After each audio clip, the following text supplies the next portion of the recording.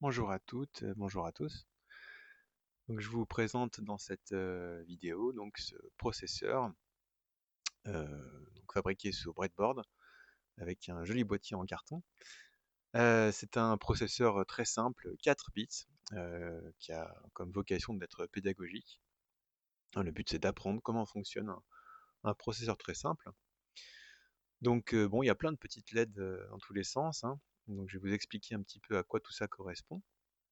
Là, vous voyez, avec le doigt, je manipule un potentiomètre qui fait varier la vitesse du processeur, hein. Cette petite LED, par exemple orange qu'il y avait à côté, eh bien elle représente l'horloge. Donc plus je vais vite, plus le processeur va vite. Et plus je vais doucement, plus le processeur va doucement. Mais vous avez aussi tout un tas d'autres registres, donc en bleu par exemple, hein, vous avez deux registres de 4 bits, hein, vous voyez, donc le registre A, le registre B. En bas, en dessous, vous avez donc 4 lettres blanches donc, qui sont la somme des deux registres. Là, on se dirige vers ce qu'on appelle le mode contrôle, hein, c'est-à-dire tous les signaux qui sont activés en fonction de l'instruction qu'on donne au processeur. Donc il y a différents signaux, hein, le registre A en entrée, le registre B en entrée, l'ALU en sortie, les drapeaux d'égalité, etc. Cet ordinateur, hein, finalement, très très simple, il est programmé, hein, vous avez comme ça chaque ligne du programme qui correspond donc à une instruction et à des données. Donc en vert à gauche, donc ce sont les instructions. En rouge, eh bien, ce sont les données immédiates. Et chaque ligne de programme que vous voyez donc avec le compteur en jaune va être pointée. Voilà.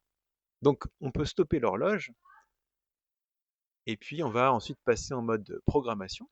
Donc cette programmation se fait manuellement. On peut aussi le faire directement avec l'Arduino, avec un programmeur Arduino que je peux fournir, qui est assez simple à utiliser. Donc les instructions sont codées par adresse euh, avec cette programmation manuelle. On repasse en mode exécution et puis on va voir qu'on peut également fonctionner en pas à pas.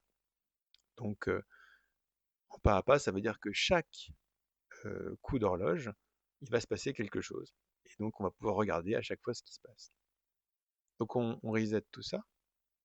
Et puis on va comme ça faire du pas à pas. Donc un coup, un appui va être un coup d'horloge. Donc par exemple ligne 0, maintenant ligne 1 du programme, ligne 2, et à chaque fois, vous voyez, hein, qu'on appuie, eh bien, on passe à la ligne suivante du programme.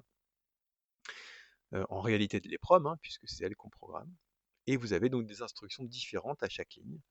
Et on peut voir comme ça qu'est-ce qui s'effectue à chaque fois, hein, avec les signaux de contrôle en bas à droite, entre les registres, l'ALU, le bus, etc.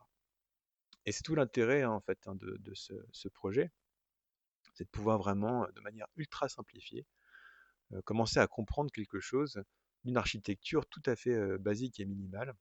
Alors, une architecture RISC, en l'occurrence, puisque les instructions sont très réduites, très simples, pour pouvoir être exécutées à chaque coup d'horloge.